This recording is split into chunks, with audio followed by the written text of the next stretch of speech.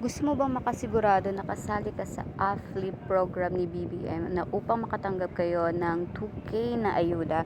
So guys, ganito lang yung pag-check nyo. Mayroon ditong mga link na nagkalat sa Facebook, pwede mo yan gamitin. And then i-click mo lang yan guys, is madadirect ka na sa pinaka-dashboard nila. So i-click mo lang yung continue dito sa privacy and notice. Ayan guys, yung lalabas. So meron dyan, sign with BBM or sign or with EGOB. Guys, kailangan may EGOB ka para ma-check natin yung inyong AFLIP program. So, i-check natin yung sa EGOB natin.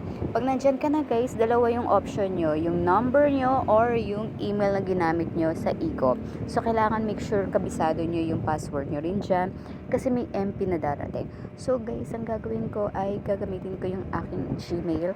So, ilagay nyo lang yung Gmail nyo dyan and then magbibigay ito ng code. Yung code guys, makikita nyo yan kapag pumunta ka sa Gmail mo kasi doon nila ipapadala yung code verification. So, tandaan nyo, kailangan nyo naka-sign in sa inyong cellphone is yung Gmail na gagamitin nyo. So, wait lang natin yan kapag pinadala na. Pwede na tayo mag-check nyan kay Gmail. So, pupunta tayo sa ating Gmail after neto kasi baka pinadala niya na.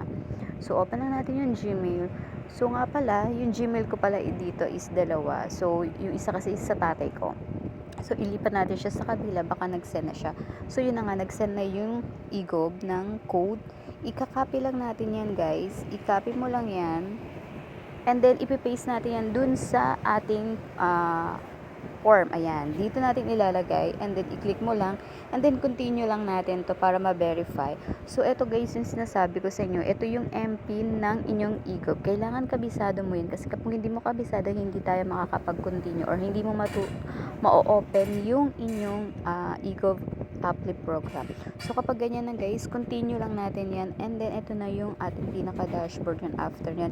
Lalabas na yung pangalan nyo.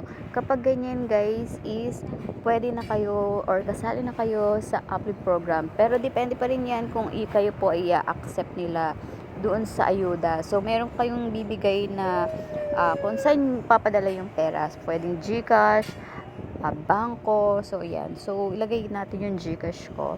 So, yung GCash number ko, yung aking primary na kung saan dun papadala yung financial or yung 2K na ibibigay sa atin if ma-accept nga tayo dito sa AFLIP program na to. So, huwag kayong masyadong kampante kapag meron kayong ganito kasi hindi na tayo sigurado kung kasali ba talaga tayo sa ganyan.